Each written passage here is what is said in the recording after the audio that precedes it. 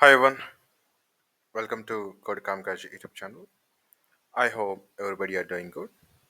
So in the last video, we have discussed about the MlOps Flask project. So we have discussed about all the ML stages, and we ran the project, and we have seen how our machine learning model can predict based on the data whether the person is going to purchase or not. So in this video, we are going to discuss about how can we containerize our code into image. So in the market, we have the different container runtime tools such as Docker, Containerd, and Rocket, and a number of tools are available. So the main agenda to make this video because in the real world, most of the people are using microservice based architecture. So that's why it is necessary to containerize your application. And when it comes to DevOps has been gained boom just because of containerization and based on the package based deployment and container based deployment applying the DevOps best practices. So yeah, as industry is following certain standards that hey, there are several ways you can deploy your machine learning application. So one of the way is that you can package your application and you can deploy into, or you can run the application at any target server. And another way that you can containerize your application and you can deploy your application into any uh, orchestration tools. So in the market, we have the Docker Swarm and we have Kubernetes, in short, what people call as a K8s, and we have the OpenShift also. We have the a number of orchestration tools are available for your containerization. So today we'll discuss how can we make our application as containerized. So in our case, we are going to discuss about containerization tool called as Docker. We call it as container runtime as a Docker. So first of all, what all things we need to have to make your application as a Docker image. So the basic requirement is that you should have all your source code and up and running to be tested in your local environment. And other thing, the main component is the Docker file. So Docker file is kind of a set of components where you have defined how to create an image, what all steps to be followed, and what all official images has to be used. On all the information you have stored over here. So if you see here, we are going to use the Python Slim, which is Python 3.10, which is a Slim, and is the image which is pulling from Docker Hub. So this is the open source image you are pulling it, and later we are setting the working directory as app, and we are copying all the requirement.txt file which is available in our source code. If you see here, if I click on this, so we have all the requirement.txt file. So we are copying it, and later we are running the application. We are running the requirement.txt to install all the dependencies in that image, which is pip install no catch dir and -r requirement.txt. And later we are copying all the code which is available in your directory here. And later we're exposing with the 5000, and we are passing the environment which is Flask app is equal to app.py, and we are passing the cmd which is the Flask run host 0000. So you have a question like where can we run this two component which is run and cmd.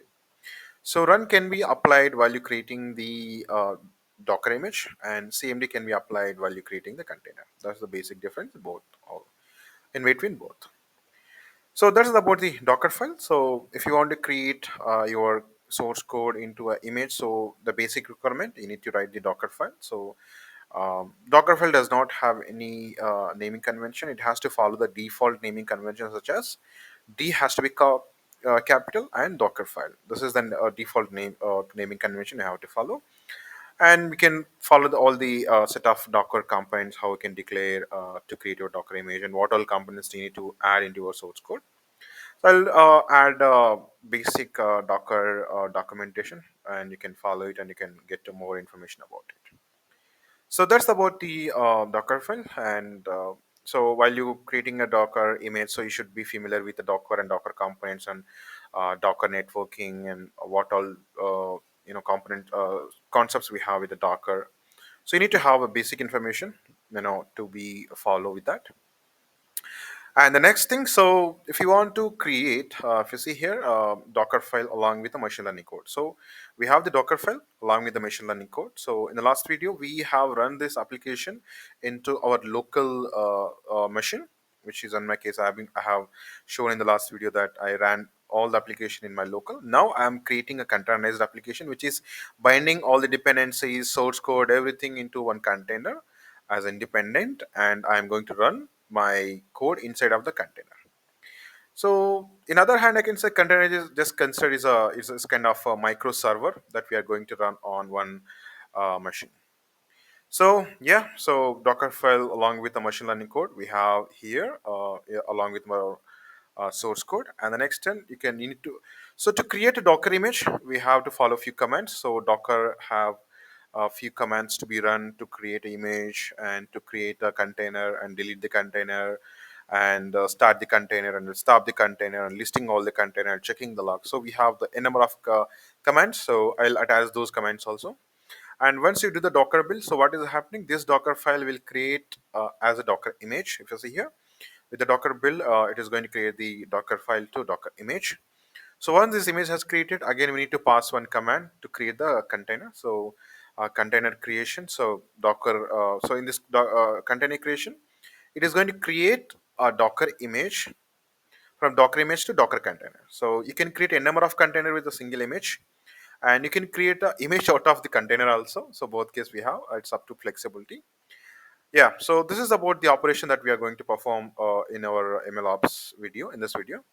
So the prerequisite that you should install the Docker into your machine wherever you're running. In our case, I'm running in my Windows machine, so that's why I have installed the this Docker desktop in my laptop or machine. So if you have it installed, I already made a video how to install a Docker desktop on your Windows.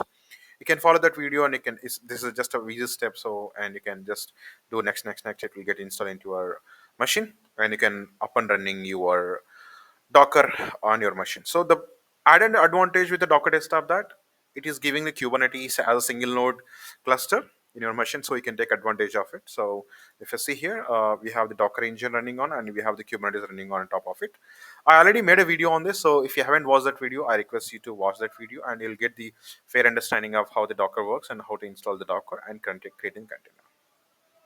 So once you create a container, so inside of this container, your code has been running over here with the port 5000, which I have mentioned as default. And if somebody is hitting that endpoint, so here is a user, and as we have seen the last video, that user has to give some inputs that with age and salary, whether this guy is purchasing or not. So accordingly, the request goes to the our machine learning code, and the response get back to the user. So that we have seen in the yesterday postman collection. So the same thing we are going to do, same operation that we are going to do in this containerization video also. And I'll let you know like in how the things works. So this is all about the schematic diagram that we are going to discuss in this video. We are going to create a Docker image out of Docker file that is available along with the Docker, along with the source code. And once image is available, so we can create a Docker container out of the Docker image. So in this Docker container, your code has been getting running along with a predefined step that we have specified into your Docker file. So that's the beauty of Docker container. You can ship this Docker image to a number of people, so there doesn't require any local setup to be run your source code, and you just have to have the Docker installed in the local laptop and or remote server or whatever or remote machine. So and they can run the same source code in the remote machine or local, and doesn't require any dependency. So we can easily scale up and scale down. So that's the beauty of containerization. So that's all about the theory that we are going to discuss. So let's deep dive into the concept. So I'm going to take one terminal over here, a new terminal. I'm going to do that. So let me delete this old terminal. So I have here, and my Docker desktop has up and running. So if you haven't ran your Docker desktop up and running, you cannot communicate with the Docker engine. So That's the quick heads up. So if you want to find confirm whether your Docker is up and running or not, so you can look into that this color. So if it is a light green or a combination of blue, so that means that it is up and running. If it is in red color, there is some issue, and if it is pink color, there is some dependency issues. So you can get to know while you're running it. So make sure your Docker has up and running to perform this operation. Okay. So in my case, I've been using Docker. So my Docker version, I'm going to check. So this is my Docker version 25.0.0, and this is the build ID. And now, so since we have our source code along with this Docker file, Docker file along with the source code, if I do ls, I can see. So I think I need to go inside of this Flask. So then I can see. Then I can see the Docker file inside of the directory. If I do cd and if I do ls, and I can see this there, I have the Docker file along with the source code. So if I do cat Docker file, I can see all the information over here. Let me slide up. So if you see here, I have just printed all the information which is inside of the Docker file. We have the same information which is appearing on the top. Let me drag down. So we have the same information which we have in the Docker file. I just printed on my CLI. I haven't done any super complicated. So now the turn to build a Docker file. So if you build it, what is going to happen? So it is going to create a Docker image.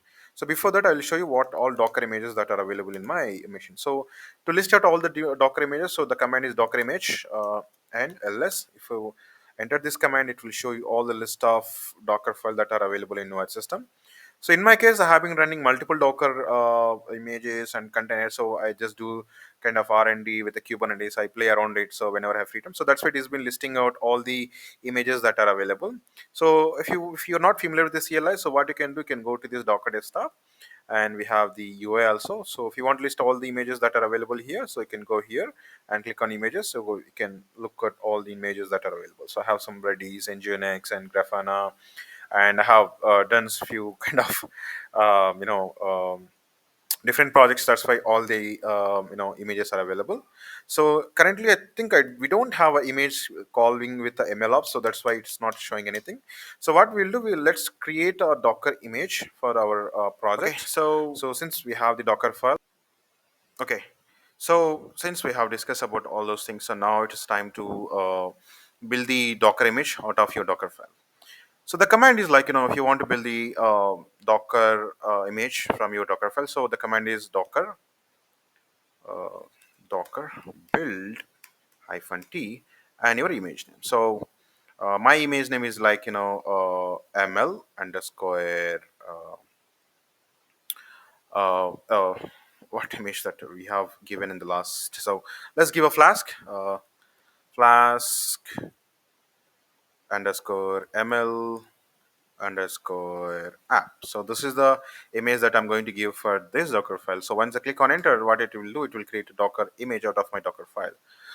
It's saying some argument has missed. Okay, I forgot to give a dot, so it will take all the file that are available in the Docker file, and it will be the Docker image. So if you see here, now it has been pulling this image like in a Python Slim from the this one official Docker hub. So this is the first step out of fifth one, and second step, like, as we have discussed in the Docker file component work directory, it is initiated the work directory, and it is copied all the requirement.txt, and it ran all the requirement.txt into my image, and it copy all the code which is available over here, and it will export the image, and it's export all the layers.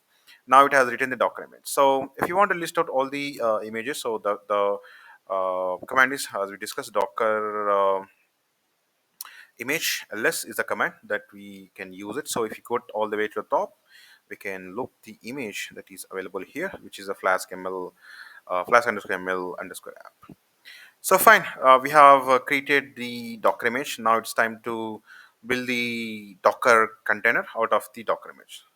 So the command is like, the simple Docker run -d is the detached mode that we can use to build the Docker container, and -p is a port. So I'll give the port number is a 5000 and 5000, and the image name. So our image name is Flask underscore ML underscore app. So this is the image name that we are going to create as a container out of the image. So you need to pass which image you would like to use to create a container. If I press enter, my container will be created. So the container has created with this ID. And if you want to see the log, so what I will do, I'll copy this and I'll give the command that docker logs and this container ID. If I press enter, my container has started with this IP address with the port number. So if you want to get communicated, so let me copy this and let me go to any browser. I can look into that. Let me close this. So if I go here, if I press enter, if you see this, we have the welcome to the sales prediction homepage. So this is up and running, and we can see this welcome to the sales prediction homepage. And if you want to see the logs that whether we hit it to this particular one or not, so what you can do, you can go to your CLI and what you can do, docker logs, and you can use this container ID. So let me copy this container ID. So copied it. If I press enter, so it will give all the logs. So if you see here, we hit the get button, so we get it few information. Now the status is 200. So as we discussed, so we have the different endpoints. The first one is data collection, and now let hit the data pre-processing, and we can see. Sorry, first let's hit the data collection. So we'll see the information over here. So our route is this one is our route into our class application. If I hit enter, we can see all the information has been between here. So we have seen like in our source code, we have the age information, purchased or not, we have the salary.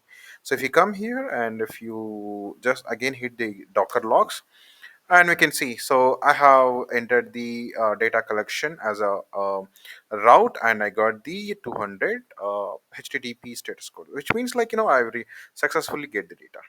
And the next one, we have the data pre-processing.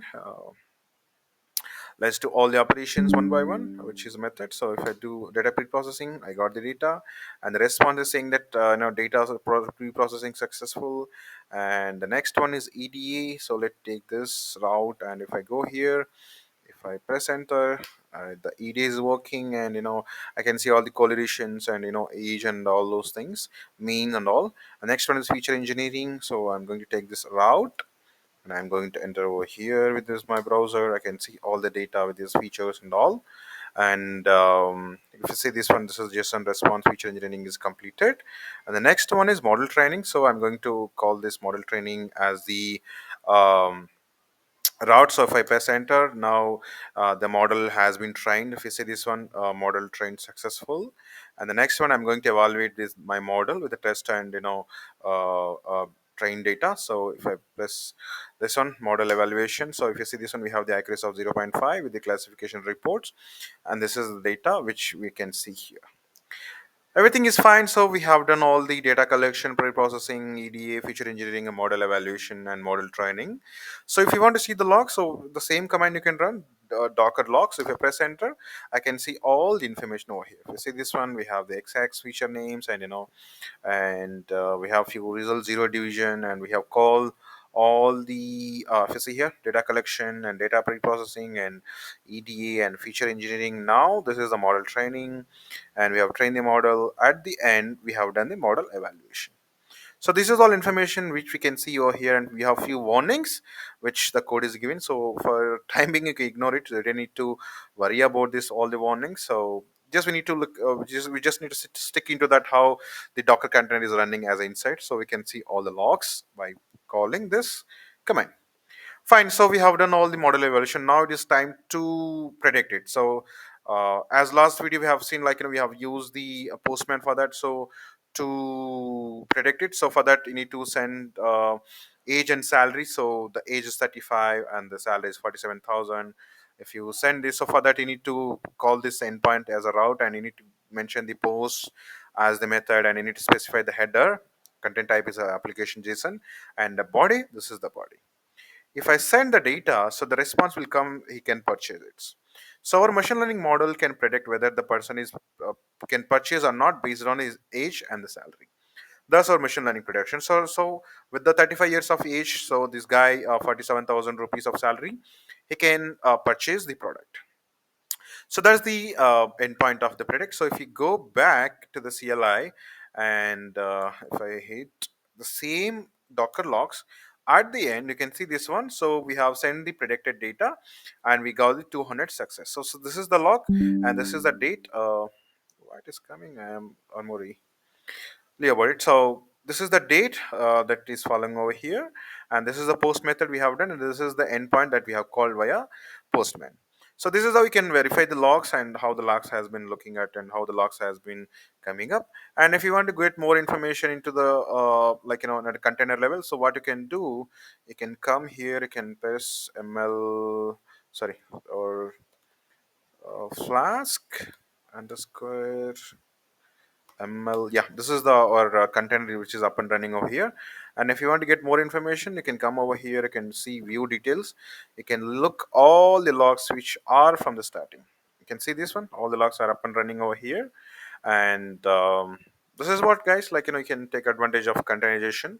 As our case, we are using Docker, and we can you can contain all your Docker, all your machine learning source code as a model, and you can create image. So with the single image you can create a number of containers. It's up to you.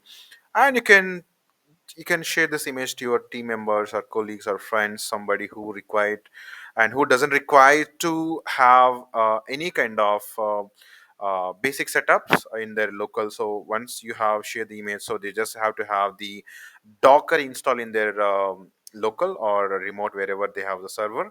So once they can pass all the commands that we have discussed to create the Docker container, a Docker image, and in running the Docker image. So that's all about for this lecture. So I hope it is clear for everybody, the basic steps where you can create uh, Docker container, and you can run your source code instead of Docker container, instead of running on your directly on the server. So you can take advantage of it and you can make more customization, guys. So this is not the end that all the people do follow. We have a number of best practices where you can utilize it. I'm not saying that this is the only thing we can follow, but we have a number of things to be followed. And you can take advantage of those best practices and can make more robust automation, and we will bring those automation in this series itself, how we can create the MlOps CI/CD pipeline for all the stages that we have seen, and even the creating a Docker container, even deploying into Kubernetes. We look into that one by one step. So this video we have discussed about how we can create a Docker container with your source code which is available, and the last video I have seen how you can run your machine learning application in your local itself. So I hope it is clear for everybody. And if you have any questions, I am requesting you to drop these questions in your in this video comment section. So if it is clear or if it is unclear, I'll bring another video to make you understandable more. Thank you for watching. Share this video to required person who wants to learn the machine learning operations or an upcoming technologies. Until then, thank you. Bye bye.